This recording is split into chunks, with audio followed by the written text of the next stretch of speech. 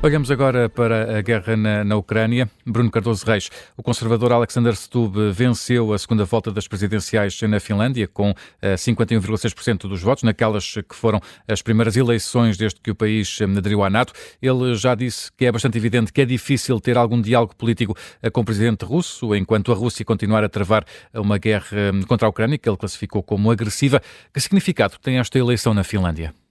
Bem, eu penso que é importante, embora, para ser claro, o candidato, no fundo, da oposição, o candidato do ecologista, dos verdes, que fica em segundo lugar, também não punha em questão a adesão à NATO, pelo contrário, os ecologistas, os verdes, portanto a esquerda verde, também defendeu a adesão à NATO, numa mudança até de posição, precisamente em função da invasão, mas realmente o novo presidente, o Alexander Stubb, no fundo é alguém da direita finlandesa e, portanto, tem uma posição ainda mais favorável na NATO, ainda mais, digamos, inflexível nas relações com a Rússia do que seria o caso da eventual alternativa. Portanto, é um sinal de que na Finlândia não só houve uma viragem de página em relação à questão da neutralidade em relação à NATO, mas essa viragem mantém-se e mantém-se, digamos, de uma forma bastante firme, bastante clara.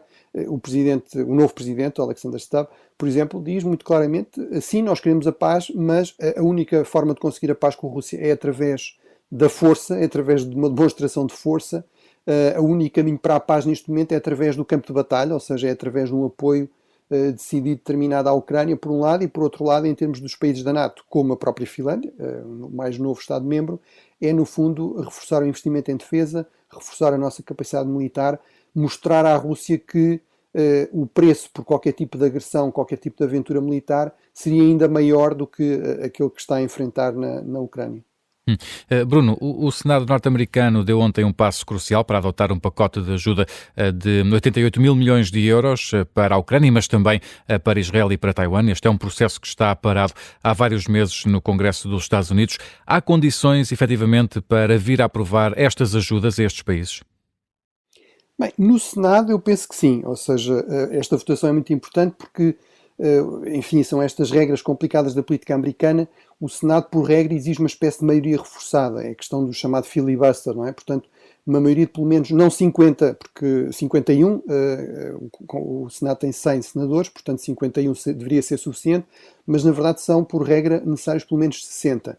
E, portanto, houve uma espécie de votação preliminar processual que mostrou que havia um apoio de 64 senadores a esta legislação e, portanto, à partida, a expectativa é que até quarta-feira realmente seja aprovada esta legislação no Senado. Isso seria muito importante, mas não é suficiente, porque lá está, por complicações da política americana, há duas câmaras no Congresso e, portanto, é preciso depois que a legislação seja também aprovada na Câmara Baixa, na Câmara dos Representantes, onde o peso dos trumpistas é maior no Partido Republicano do que no Senado. E, portanto, há o receio, há a possibilidade de que, mesmo passando no Senado, a legislação acabe por não conseguir passar na Câmara dos Representantes, mas, apesar de tudo, é um passo importante, pelo menos numa das câmaras, ter essa aprovação e aumenta a pressão sobre os republicanos na Câmara dos Representantes. Portanto, veremos, mas à partida a expectativa é positiva e será uma boa notícia se realmente passar no Senado, mas não é suficiente, não é? Precisamos esperar depois pela votação também na Câmara dos Representantes. Outra ajuda também importante é o apoio do FMI para a reconstrução do país. Uma equipa do FMI chegou hoje à Ucrânia para uma reunião com o Governo e com outros parceiros de Kiev também. É importante também que o FMI se envolva na reconstrução do país? O FMI realmente tem má imprensa, não é? Portanto, é sempre associado a coisas más. Aos Mas a resgates verdade financeiros. é que quando não existia FMI, ou quando não existe FMI ainda pior, não é? Portanto, se um país de repente não tem acesso fácil aos mercados financeiros, como é evidentemente o caso de um país numa crise económica grave, ou numa crise orçamental, como nós sabemos várias vezes, ou numa guerra, evidentemente, apesar de tudo é importante ter a possibilidade de conseguir algum tipo de apoio, algum tipo de financiamento, mesmo com condições, e portanto, no fundo é isso que aqui está em cima da mesa também. Apesar de tudo, é importante recordar, quer o FMI, quer o Banco Mundial, são organizações que continuam a ser, onde há um peso dominante dos países ocidentais. Durante muito tempo, há muito tempo que isso é criticado, mas felizmente diria eu que continua a ser assim, por exemplo, para ser possível o auxílio à Ucrânia também a partir daí, não é? Mas obviamente é uma das várias fontes possíveis.